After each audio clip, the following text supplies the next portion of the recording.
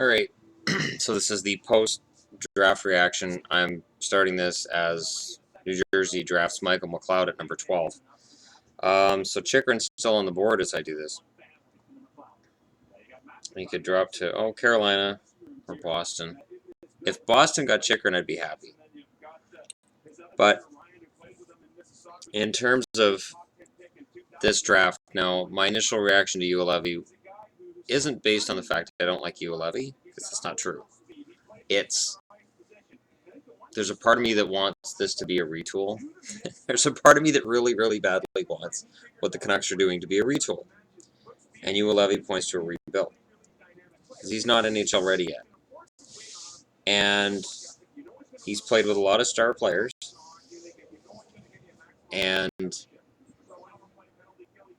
I get kind of nervous about a guy who puts up big numbers playing with star players. Because you ask yourself, what's going to happen when he's not with those star players? And I like Sergachev. The more I looked at the draft, the more I thought, Sergachev I like. And then he gets drafted by Montreal, so now I have to hate him. Logan Brown to Ottawa. Love that pick.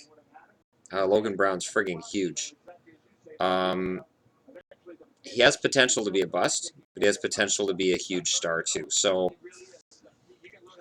if you're looking for a guy who could be a steal in the first round, I think Logan Brown could be it. I don't know enough about McLeod to say anything one way or the other for New Jersey fans. And then Carolina and Boston are the only other two I have on here. Kiefer Bellows is still out there. Like, I seriously want to see one of my teams make a move to get Kiefer Bellows. I'd love to see him in Dallas. His dad played in Minnesota. I'd love to see him in Dallas. Brian Bellows was a damn good scoring player. He lost a step towards the end of his career, and he struggled, but he still hit 1,000 points. He scored a truckload of goals. If his kid's anything like that. It's part of the reason I want a Tkachuk in a Vancouver jersey, too. I want to see a big, tough forward. Yes, Bazer's coming. Brock's coming. But he's not going to be here this year. He'll probably join the team next year. And then there's that college thing. Because college players, like Jimmy Vesey right now, and Buffalo's finding this out, Jimmy Vesey wants to be a free agent. And there's an odd loophole that I wonder at what point are they going to address it. If a college player doesn't want to sign with who drafted them and become an unrestricted free agent, if a Canadian junior player doesn't want to sign with the team that drafted them, they go back into the draft. That's weird. It's strange. So I get the feeling the NHLPA will eventually make it so that if somebody doesn't want to sign with who drafted them, they'll be a free agent. But we'll see. I really hope to see some solid teams I cheer for starting with this draft. And Ulevy does address a need in Vancouver. I understand that. I'm fine with that. But the other part that gets me is Ulevy probably would have still been there later in the draft. I'm surprised that teams didn't move around. Because, for Edmonton, for frick's sake, they get Puljujarvi. Everybody's like, well, at least Edmonton didn't win the lottery. Yeah, they kind of did. They got Puljujarvi at 4. A kid that, has Teemu Selanne type skill. And he's going to be playing with Connor fricking McDavid. And, of course, they got Austin Matthews in the booth because, of course, they do. This is Toronto's day. And I understand if Vancouver got that number 1 draft pick and Austin Matthews was a Canuck, I'd want him sitting there. Love the new logo, which is the old logo. It's a little different than the old logo, but not much. Really isn't. I remember back in 91, 92, when the NHL did its 75th anniversary, and Boston had the ugly jerseys that I have over there, just put the big B on the front.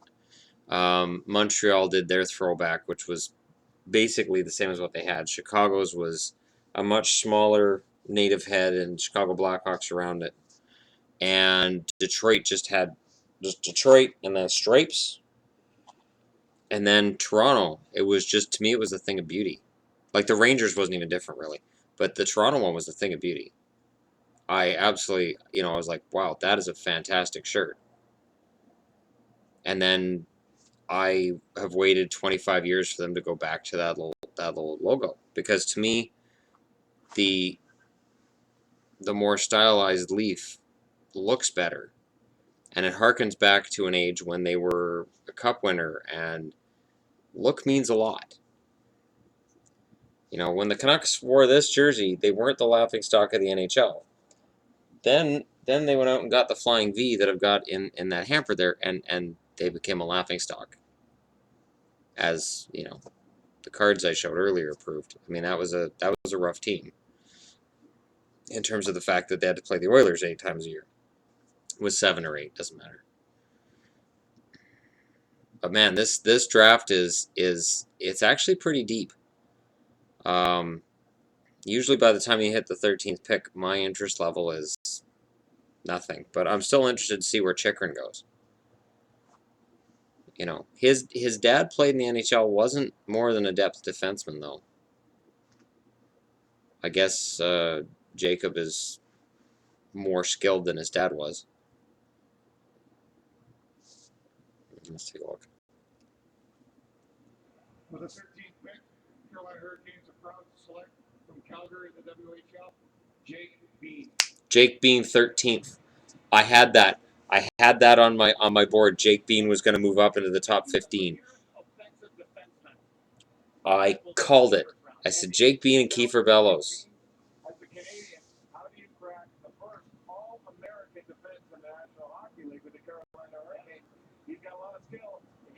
It's just something in his stats. His name being Jake Bean, and just I thought, you know what, this kid's probably going to move up. And just the fact that he was always pretty steady in the rankings. It's not like he shot up or dropped like a mile. He was pretty steady.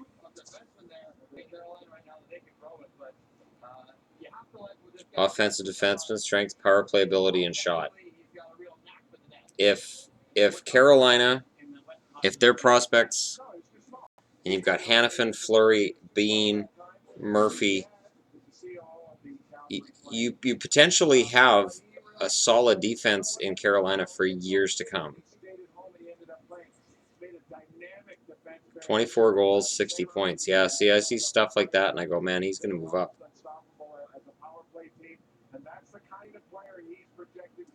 That's awesome. So Chychrun drops again. Keep in mind, before the season, I kept hearing how Chychrun was going to be a top 5 pick. Now he's down to Boston. I can't see Boston passing a Chychrun. Boston needs a defenseman, which means he'll be a flop. He'll be a bust if Boston comes. But the real reason I wanted to make this video, it wasn't necessarily just because I'm watching the draft. Calgary picks up Brian Elliott. Brian Elliott showed me in St. Louis in the playoffs that he's still Brian Elliott. He's good. He's not great. He's okay. He can play well for you in stretches. He can put up impressive stats in the regular season, certainly. But he's still Brian Elliott. He was an average goaltender in Ottawa. Towards the end of his time in Ottawa, he was less than that. He went to Colorado, and he was terrible in Colorado.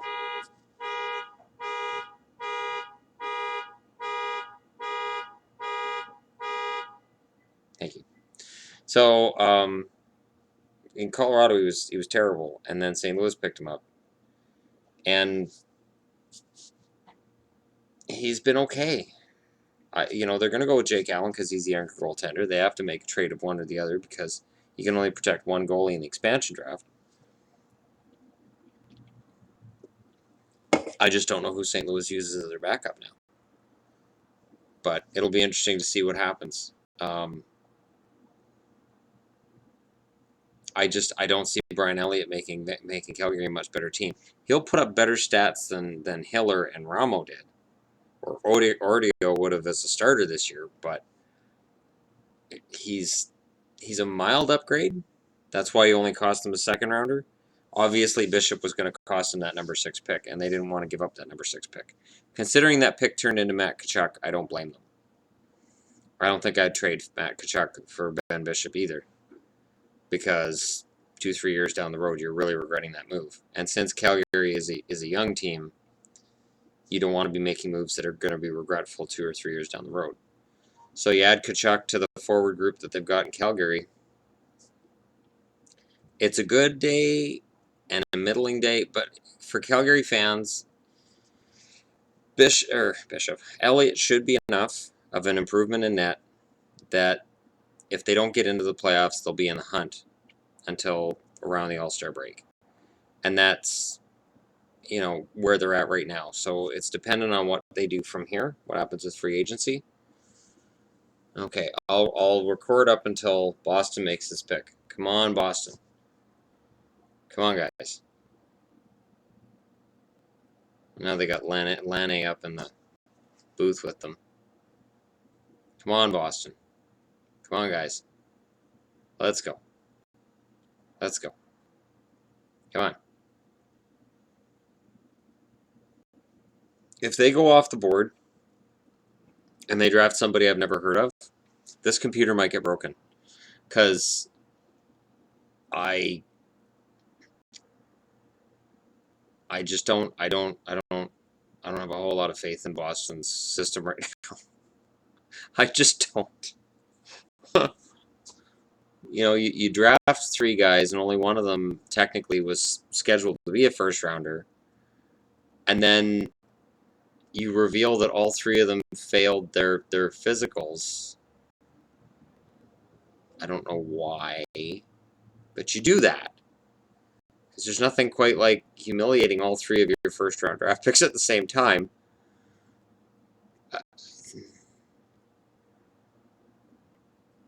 Boston has the earmarks right now of a team that if they keep up with the way things are, they're going to be on players' no trade lists. That they won't want to go to Boston. Be like, I don't want to play for Julian. I don't want to go to Boston. That place is a mess. They're on track for that. Vancouver surprisingly isn't on track for that. Oh, they're showing the Lanne interview where he was laying down while talking to the. He was baked out of his mind too.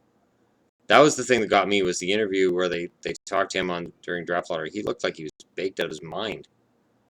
Looks more sober and with it today, but geez, to me he looked baked. I was like, wow, he's straight up. He looks like he's stoned. Oh, they're showing what Boston's picks were last year. Yes, Burrow, DeBrusque, and then Shizhin. Yeah, I know I'm not pronouncing it correctly. It doesn't matter. He's never playing in the NHL. And then 2014 with the 25th pick, Boston hit it out of the park with Pasternak.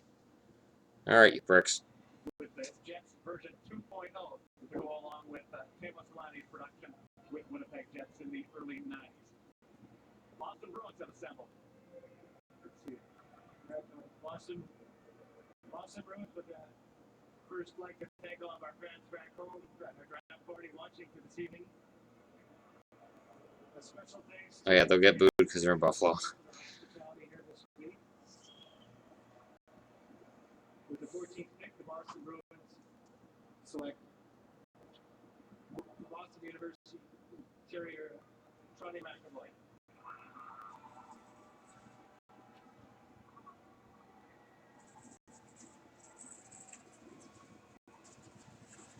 Charles McAvoy. So it's official. Chychrun is falling.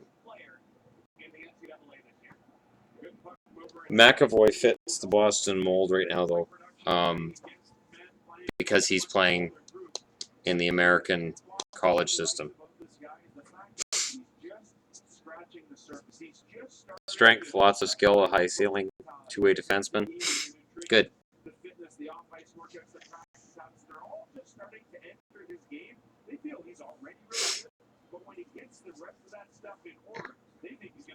So McAvoy, because he's young and In college, you're looking at least 3 years probably before he plays in the NHL. 37 games, 25 points. That's pretty good for Boston University. 56 penalty minutes, so he plays a physical game.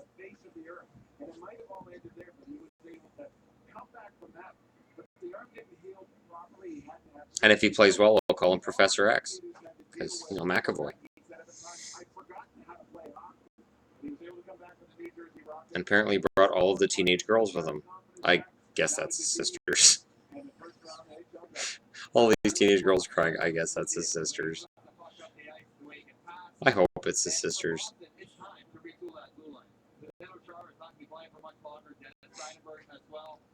Yeah, don't talk about Seidenberg. It's a very sore subject for me. People who watch my videos know that. Oh, I want to see the Boston draft hat.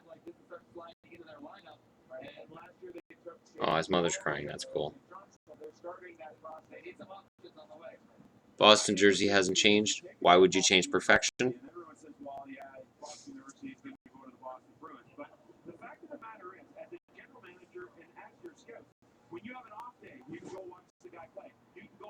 That's a sweet hat.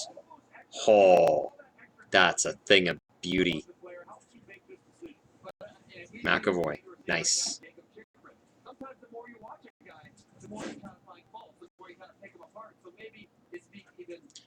Yes, yes, Mike Johnson. People aren't drafting Chikrin because they've watched him too much.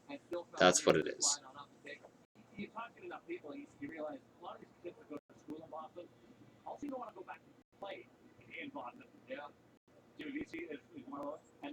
There is a lot of kids from Massachusetts who just want to play for the Bruins, and eventually they do.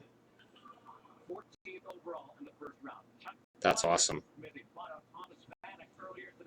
Awesome. And Vanek being bought out makes total sense. Alrighty, well, that's it for that. I'm going to go get something to eat and find out who the rest of the draft picks were later. Oh, I got the cat coming over to hang out with me, and I'm going out. Here.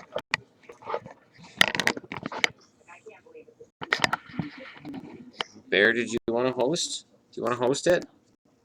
Hey? Do you think you can host it for me while I'm gone? Do you think you can talk about draft picks? Because people want to hear. Can you talk about draft picks? Kitty kitty? Can you? Can you? Think so? Can you do it for Dad? Huh?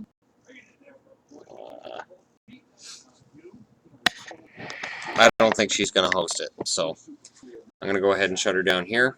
Thanks for watching. I'm up to 298 subscribers. I lost 14 last month. In the last month, I'm wondering though, are those 14 people who came in through hockey, or are those 14 people from my Facebook who are like, well, he doesn't talk about his personal life anymore, so click unsubscribe because they're not hockey fans. So there's that.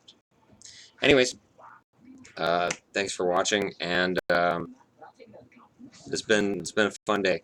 And July 1st, I'm gonna be happy all over again because free agency, and then the 16-17 season starts to unfold before us. Thanks for watching.